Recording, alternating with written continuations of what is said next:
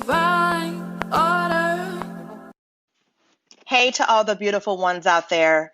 I want to take a moment and thank you for joining me, Trishina Barzar Hunter, on the second episode of Moving the Mountains podcast. Today, I want to talk to you a little bit about healing, the healing process, the healing journey, and what it really looks like and what it feels like and the impact that it has on us. I was on Instagram pretty recently and I came across one of the many inspirational memes and pictures that we see. And it says here, let it hurt, let it bleed, let it heal, and let it go. Says that this quote was done by a Nikita Gill. And this really spoke to me. And the reason for that is because we're taught that in order to appear strong, we have to pretend like it doesn't hurt.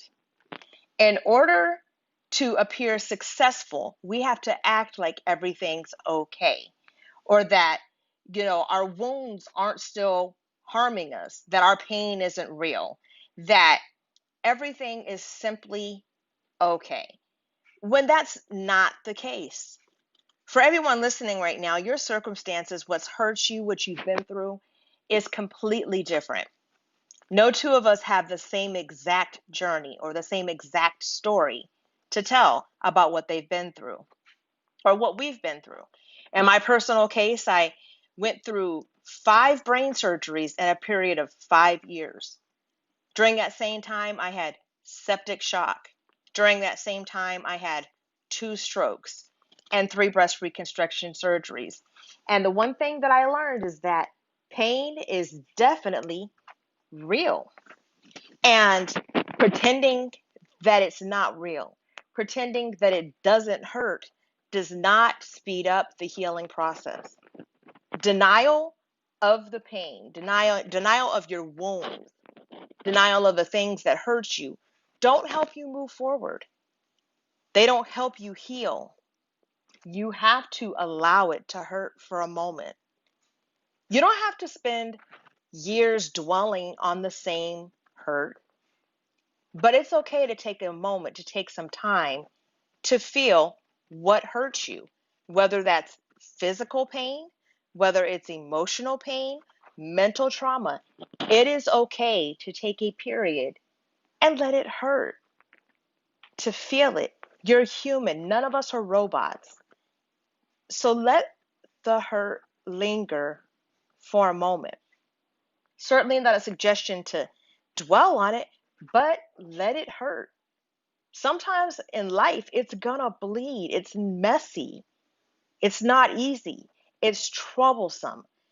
Everything is just coming at us all at once. It can be something with our kids or with a marriage or our health or a loved one, loss.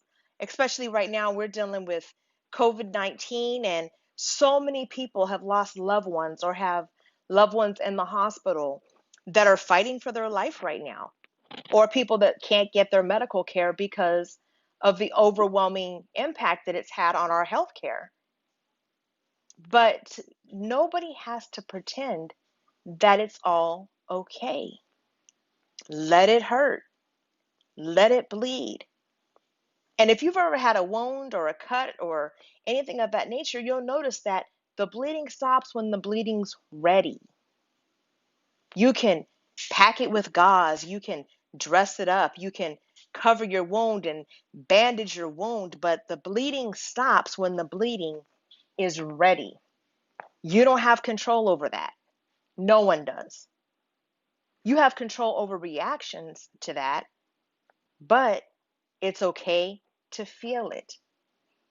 Because once you have taken the time to let it hurt and you let it bleed and you let it stop bleeding, you dressed it up, you put your ointment on it, you bandaged your wounds, whether they're physical, mental, or emotional.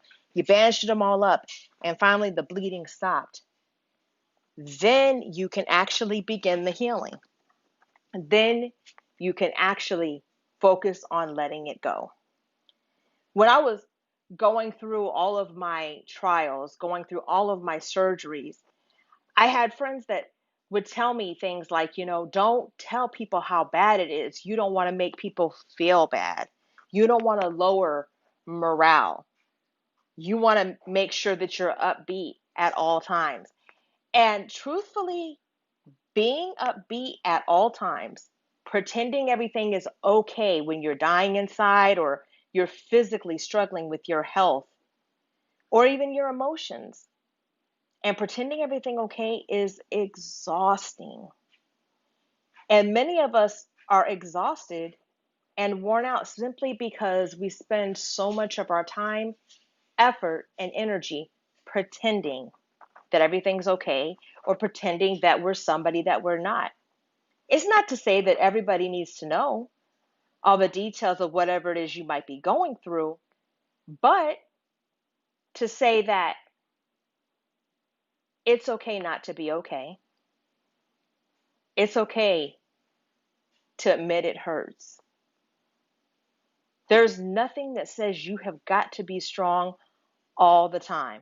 And I mean this for everybody, but in a lot of ways, I really mean this to my Black women and those that really have to put up that brave front all the time because of the expectation that says that we are not allowed to hurt.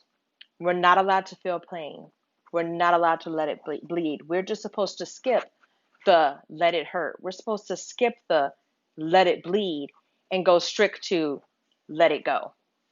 Just straight to let it go is kind of how Black women and a lot of other people are just expected to handle crisis or pain or trauma or events that cause severe emotional distress. And that's really just not how it works. It just leads to us burying real pain, real trauma, deeper and deeper and deeper, which prevents it from actually healing, which prevents the wound from stopping bleeding. It prevents the scarring. It stops it from callousing over. So we can finally pick up the pieces and move on. And then it leaves us wondering why we keep going in the same cycle. And the cycle continues because the hurt was never processed. The hurt was never addressed. The wound wasn't given time to properly bleed and then properly stop so that we could heal and then we can move on.